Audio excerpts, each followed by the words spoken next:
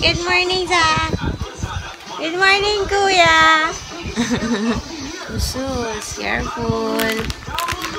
We're watching Chris TV. Maaga ako nagising din. I mean, lagi naman ako maaga nagising, pero hindi ako nakakanood ng Chris TV ngayon lang. Anyways, I'm waiting for my breakfast. I'm gonna have egg, sunny side up, and bread, and Milo. Ayun na yung Milo ko actually. Asan? Ayun. Oh, there. Natago ko kayo. Kasi may yellow yun eh. Ang hilig nila ito magngat-ngat ng yellow. So, yes. Don't scratch, Zeb. Hello. Do you feel better? Hi. Smile. Pakita po sa camera na you're kissing, baby. Oh. Say hi. You feel better na? Lie down si baby. He's lying down na nga eh. Gusto pa doon sa sa baba. Anyways, yun lang. Good morning. Happy Tuesday. Nanood kayo nung Walking Dead kagabi. Exciting naman siya.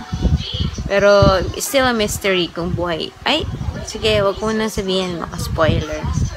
Anyways, yeah. Tulog na ulit. Nagmamaktol kanina. Ay, sorry. Did I disturb your sleep? Kakapikit na lang eh. Kagabi nga pala, nagche-check na si daddy pa lang ang nagche-check ng flights. Going back to Singapore. Yay! Kasi nga, kailangan mag-book na mas early kasi mapapamahal na dahil December pa man din.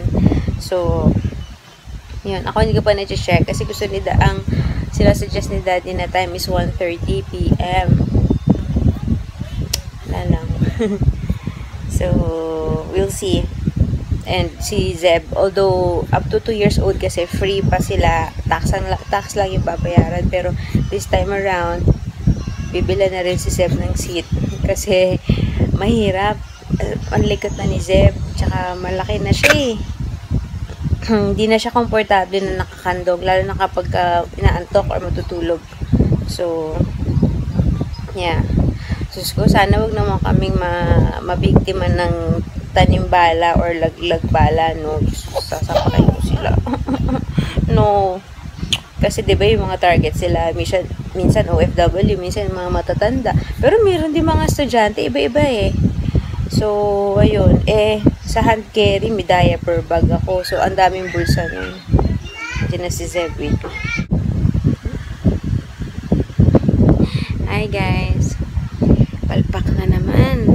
Well, hindi naman sobra. Nagtatry na kasi kami mag-book kanina ng flight. And, diba sabi nga kanina, si Zeb, ibala na namin siya or ibubuk na namin siya ng sarili niyang seat. Nakalagay doon, infant with FAA seat. Basta parang federation of something na approved na seat. Meaning, kailangan you have to bring your own car seat na FA approved. Alam, yung FAA, yung last na A doon approved din. Hindi ko alam kung ano. FA. Basta, something like that. So, yun. Wala kaming car seat. Ang mahal naman ng car seat. Tapos, wala mo kaming kotse sa Singapore. So, sayang lang kung bibili kami. So, sabi ko, no choice. Kandong si Zeb. Tapos, gusto ni daddy, i-pursue pa din na mag-book. Tapos, paupuin pa rin si Zeb. Sabi ko, kano ka ba? Baka mamaya sa check-in pa lang nga.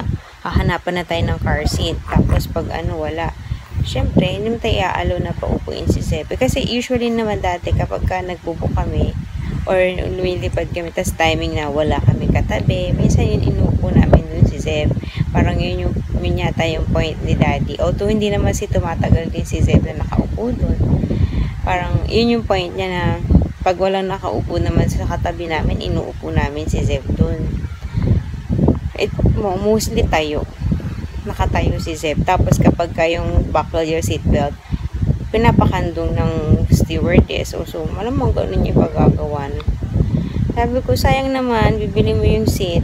Full, ano yun eh, as an adult na yung babayaran mo. Tapos, pag hindi kami inalaw, wala. Anyways, ano ba yung sabihin ko? Meron pa ako isang sasabihin. Alam mo ko to. Ayaw magpalapag eh. Kanina, nung tumawag nga kasi ako sa customer service ng Cebu Pack, nilapag ko, wala pang ilang minuto, nagising. Yan lang. So, yeah. Tapos, kagabi, nagre-research na naman ako ng mapang giveaway. Tapos, ewan ko ba, napunta na naman ako sa vlogs ko, nanood na naman ako ng vlog ko. Pinanood ko yung the day na na kami sa hospital, nag-admit na, tapos pinanood ko yung day na pinanganak ko si Isaac. Wala lang. Napapaano ko throwback paggabi. Throwback paggabi. Kaya, ano na ako natulog? 2 o'clock na. So, wala naman ako na pala. Ano ba yan? So, venue pala muna. Dapat yung venue yung inuuna ko eh. Okay. I'm not moving. I'm not moving. Yeah. Woohoo. Hi, it's 12:40. Yeah. What's this? And we're done with lunch. Caldereta and his yummers. So, it's gonna be nap time soon for Zeb Gavin. Normally, ito mga 1:30 to 2 natutulog. So, matagal pa pala. Almost 1 hour pa. Or mahigit 1 hour pa. Kanina, sinisimulan ko ng panoorin yung movie na sabi ni Daddy, panoorin ko daw yung The Judge. Si Robert Downey Jr. Siguro mga nakakaano pa lang ako. 5 minutes pa lang ako. Tama ba? 5 minutes pa lang. Pag nakita ni Zeb na nanonood ako dito sa cellphone, aagawin yan eh. At gusto niya makanood. Then, naka 11 minutes na pala ako. And malinaw siya. For 1080p. So, mamaya ako na i-continue pagkatulog ng bata. Maganda. Tapos may isa pang movie na nire-recommend yung kapatid ko. Panoorin ko daw, No Escape. So, yun. Pero, at the same time, nagre-research din ako again ng venue. Ang dami ko nakitang venue, pero meron ako nakitang vlog na venues here sa South. Pero, mga party venues dito sa South, pero mostly nasa Alabang, Muntinlupa. Masyadong malayo. So, yeah. Anyways, we'll see you later, guys. So, mag-film, yes. I don't know. Si Sel nagpapaalam kasi bukas susundin ba yung asawa niya. Luluwas.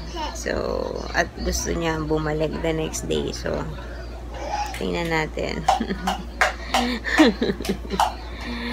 Yun lang. So much for watching. Then, sabay pa sila nagising. Parang in sync pa yung katawan nila. Says, maaga natulog si Zeb. Ayun, hindi ko pala na-vlog. Ang aga yung natulog, wala pang 1 or mga 1. Ganun. Tapos, so, natulog din ako. Ay, mamaya na ako, mga 2 o'clock ako manonood. Tapos, nagising ako ng 2. Kasi nalimpungatan din si, pinadedi ko. So, nakatulog ulit. Tapos, nakatulog ulit ako. Tapos, nung bumangon ako ng mga 2:30, sabi ko, ito na yung phone ko eh. Kasi nagbabuff pa kasi. Hindi pa dire-diretso yung kaya niinis ako. Malino nga siya. Kaso, syempre, depende sa internet speed mo, diba? Pero, okay rin. Pero minsan nagbabuff pa. So, Hindi ko matuloy-tuloy. Sabi ko, iaano ko muna. Papalipasin ko na muna ang ano. Biglang, nagising naman ang bata at si Zach. Sabay sila. So, yun. In-expect ko naman talaga mga 3 o'clock magigising ito kasi 1 na tulog eh. Usually 2 hours. Yun lang. Tapos bigla ako napaisip, punta kaya kaming SM. Parang gusto ko ipag-playground si Zeb doon. Tapos, or isa naisip ko, kaya kami mag-walk around kaya kami dito sa subdivision. Naka-stroller si Zeb. Hindi natin kung ano matuloy na plano. Mamaya wala lang yan. Ay, mga ano lang, imagination. Tapos, pag ito na, tatama din na. Kakatapos ko lang pala painumin si Zach ng kanyang gamot. Meron kasi siyang gamot na 3 times a day, tapos yung isa 2 times a day. So, yon. Ay, naku. Kailan kaya ako makakanood ng mga movies? Kasi, yung mga movies din, 2.5 hours, 2 hours, kailangan, concentrated ako eh, hindi pwede. Kaya sa gabi lang talaga, kapag matutulog na pagtulog na itong mga to, kaso naman, anyways, so yeah, manigo na ba ako? Tulog ata si Sel. Hello! Si Zach nakatingin din. Hello, babies! What's up? Chill, chill. Ano bang gagawin natin? Zeb, what do you wanna do? Do you want to play? Yeah? How about Zach? Zach, do you want to play? We are out. Walk-walk lang kami dito. So, yeah, kami lang. Diba? Walking in the jungle. Zeb, look here. Ay, nako, kanina ko pa tinatawag si Sel. Sumisigaw ako doon sa baba ng, diba kasi may hagdanan, sa baba ng kwarto.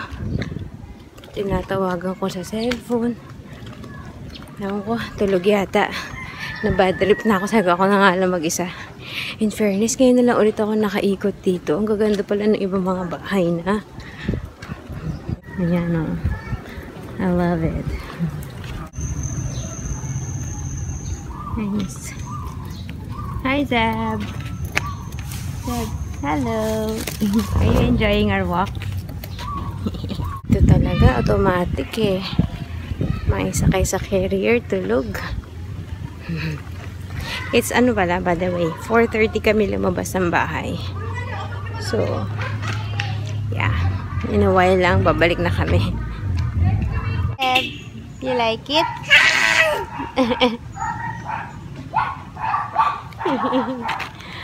Pag ini-stop, nagagalit. Ay, pagod ah, in fairness. Pero na-miss ko to. Grabe, parang the last time na nakapaglibot-libot ako dito sa ano eh. Ang bata ko pa. At hindi ako naliligaw. Hi guys. Tapos ka lang maligo. It's 5:40. Dumating kami siguro mga 5:20-ish. Wait lang ko ang bulak. Ayun. And pagdating ko, tulog pa rin si Sel. Medyo na-bad trip ako. Anyways. Ayun. But we had fun. Did you have fun? Huh? Did you have fun? Walking. Yun lang. Grabe yung pawis ko pagtanggal ko ng carrier. What? What do you want? Huh? Pagtanggal ko ng carrier, pawis ako. Kaya, ayan. Pwede. Actually, dapat naman talaga maligo na ako ng 4:30, diba? Kaso, naisipan ko lumabas. Anyways, hindi ko na naman nasimulan tong deal or no deal. I'm gonna have merienda, tinapay, and Eden cheese with iced tea. Merienda tayo, napay, iced tea, and i-continue ko na ang movie. Ewan ko kung hanggang ilang minutes ko mapapanood. Dahil 2.5 hours to, diba? So, yeah. Ano ito? The Judge. In fairness, masarap to. Cream o brownie crunch. Chocolate chips. Thank you, kita. Yan. Yummers. Yep.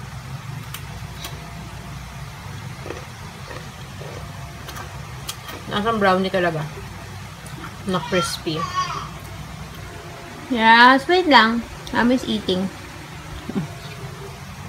So much for watching. Hindi talaga pwede dahil nagngangawa ito. Gusto karga. Ang hirap naman manood. Ha? Kailangan naka-earphone, hindi ko maintindihan. Although malakas siya, pero kailangan concentrated eh. So, mamayang gabi na lang. I hope. Let's see. And by the way, guys, you know, nakabook na kami! Yay! Countdown na. We're ready. We're so ready to leave. Pero, hindi pa ready ang binyag. Venue, we'll see tomorrow. Kaso nga lang pag nag-off si Sel bukas, hindi ko kayang pumunta kami sa venue tapos kasama si Seb. Baka sa Friday, sa na lang, ba bukas? Wednesday. Sa Thursday ko pa yun pupuntahan. Masus, nanonood ng bata, oh. So yun, yung ina-eye kong venue, hindi ko sure, pero bagong bukas siya. So, hopefully, okay. Hindi ko alam kung gaano siya kalaki or if they even allow events doon. And then, souvenirs. And then, ano ba? Yun na naman, yung cake, souvenirs, yung cake tsaka cupcakes na lang. Yun na nga lang. Yun na lang nga. Pero gusto ko yung cupcake kasi may parang nakalagay sa lagayan. Tapos may thank you card, ganun. And, yun. Are you ready to go, baby? Are you ready to fly? We are so ready. Yay! Na.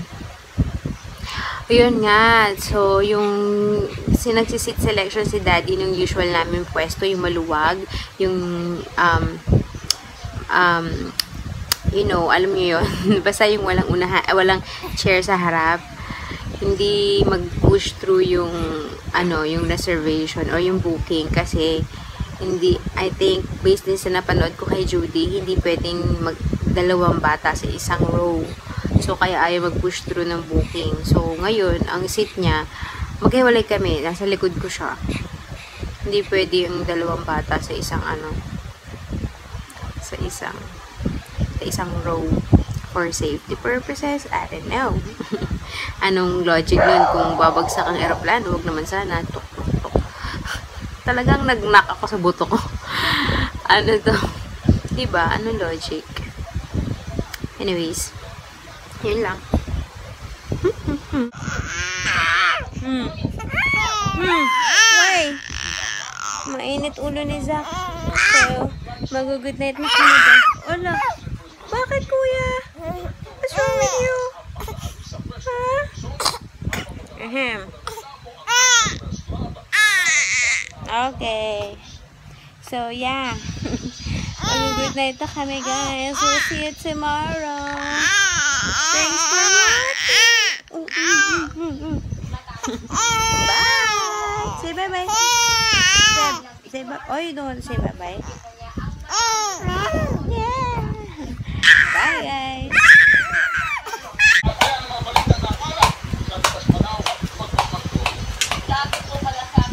Uh-oh.